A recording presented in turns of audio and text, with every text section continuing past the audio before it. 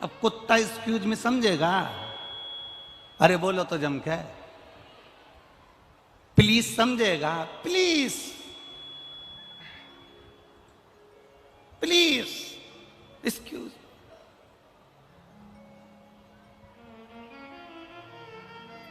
अरे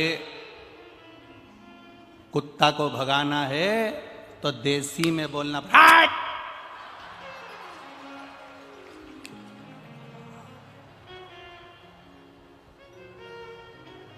अब तुम सिर पे excuse me please, excuse me please. अब कुत्ता क्या समझे तुम्हारा excuse me please, excuse me, don't touch, please please please. कुत्ता क्या, यहां तो देसी बोलना पड़ेगा। हट! कुत्ता भग गया। अब तुम कहो कि भगवान गुजराती समझता होगा, भगवान अंग्रेजी समझता होगा, भगवान हिंदी समझता होगा, भगवान संस्कृत समझता होगा, भगवान बंगाली समझता होगा, भगवान ये समझता होगा। भगवान अगर भाषा समझता होता तो हाथी ने कौन सी स्तुति करी थी? हाथी ने, जो हाथी था, हाथी की जो भाषा होती है, हाथी उस भाषा में चिंघाड़ा, और भगवान उस चिंगाड़ की भाषा नहीं, भगवान उसके कलेजे की, दिल की भाषा सुन ली है और दौड़ पड़े।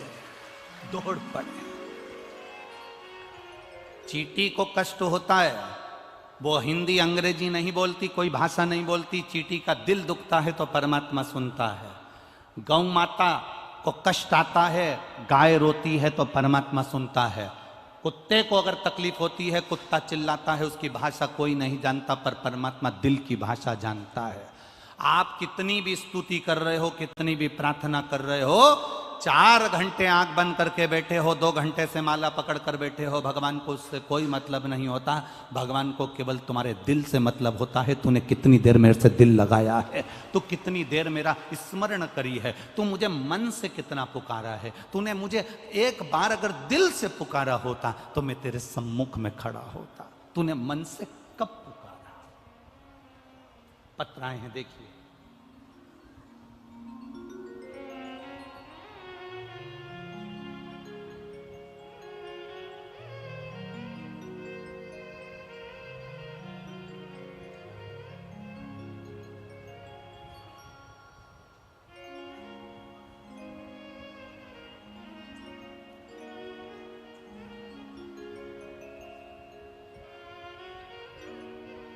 मैं सिम्मी भदौरिया, मेरे पति का नाम अनुराग सिंह भदौरिया।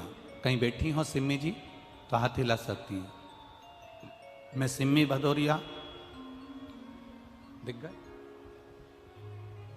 हाँ, दोनों हाथ हिला दो, वहीं से हिला दो दोनों हाथ, खड़े रहो वहीं पर।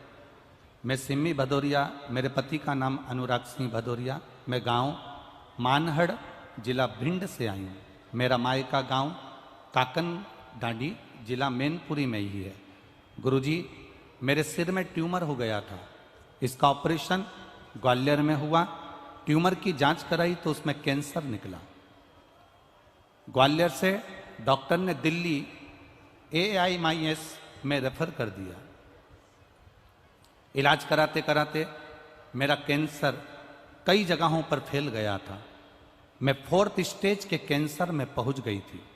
डॉक्टर ने मना कर दिया था, गुरुजी ऑक्सीजन का लेवल नीचे गिर गया, 4th स्टेज का कैंसर हो गया। वेंटिलेटर पर डाल दिया गया। और उसी टाइम मेरी माँ को किसी ने आपकी कथा के बारे में बताया। मेरी माँ ने हॉस्पिटल से ही पशुपतिनाथ का व्रत करना प्रारंभ करा।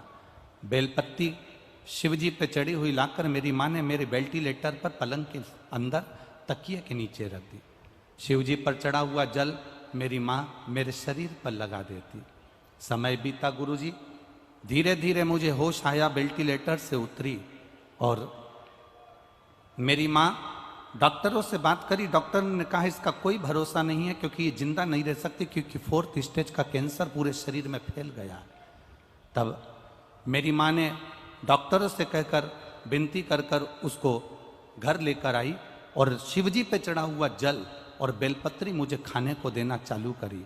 बाबा की कृपा से 3 महीने में वापिस जांच कराने के लिए दिल्ली AIMS हॉस्पिटल पहुंचे तो डॉक्टर ने कह दिया तुम्हारी रिपोर्टें सब नॉर्मल हो गई है, तुम्हारा कैंसर समाप्त हो गया है। ठीक हो? आजा आजा जल्दी आजा। 4th स्टेज के कैंसर से मौत के मुंह से मेरे भोलेनाथ ने निकाला। गुरुजी मैं व्यासपीठ को प्रणाम करना चाहती हूं, इतनी सी तमन्ना लेकर आए। ये शिव का वो घड़ी है। अब जो 4th स्टेज के कैंसर पर पहुंच गया हो और पूरे शरीर में जिसके कैंसर फैल गया हो, पूरा शरीर वेंटिलेटर पर पड़ा हुआ हो और आखिरी का 4th स्टेज का कैंसर जिसके अंदर हो और डॉक्टर भी कह दें कि अब ये नहीं बचेगी, इसको ले जाओ, और बाबा भोलेनाथ जी का 1 लोटा जल और 1 बेलपत्र से बाबा ने कृपा कर कर वापिस जीवित कर दिया और कैंसर को दूर कर दिया। ये शिव तत्व।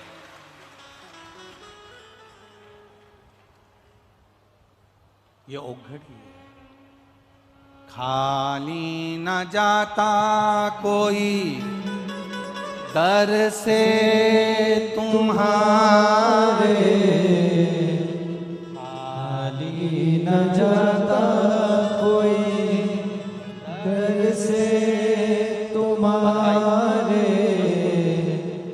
मैं भी खड़ा हूँ नदी बाहे फसारे, मैं भी खड़ा हूँ नदी बाहे फसारे, अपने हृदय से, अपने हृदय से लगा लो, लगा लो, गिरी जा रही हो, उठा उठा लो।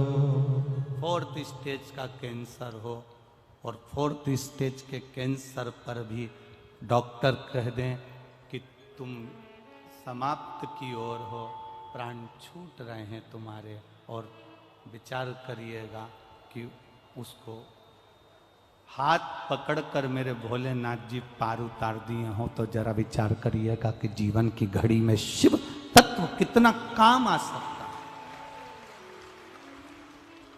शिव तत्व कितना काम आ सकता है।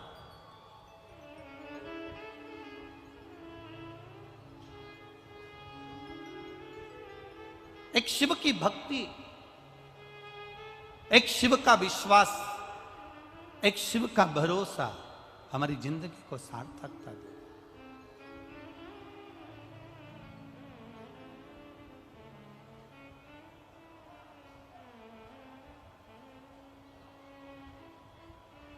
जब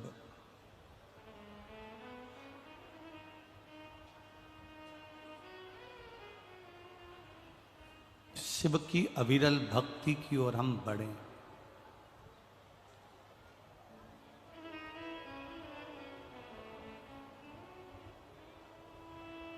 शिव की अविरल भक्ति की ओर